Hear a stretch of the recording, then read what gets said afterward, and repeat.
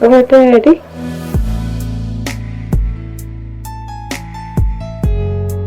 Kisan yin abu ne mai sauƙi, amma gyaranta sai an sha wahala.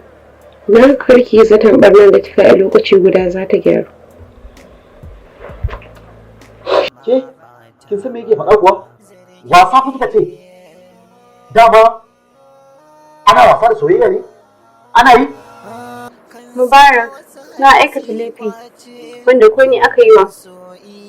Ba zan iya yafe ma wanda ya mun cikin ƙanƙanin lokaci ba. Zuciyata ta yi saurin ba wa Faruk masauki a cikinta. Sai daga baya na gano ba shi ya dace da zaman shimfiɗan ba kai ne.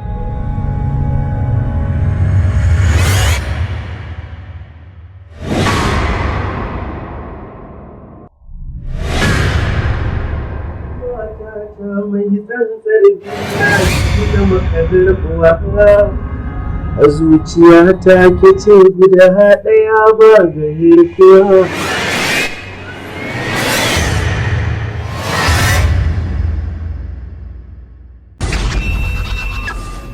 Ban taɓa cin karo da mace mai sura irin taki ba.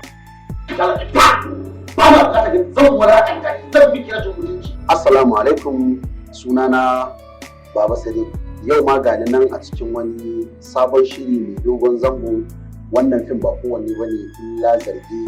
So na fito ne a matsayin Faruk, na buga role a matsayin saurayi wanda kuma nake tare da ni da wani abokina, mace ta zo ta shiga tsakanina da shi.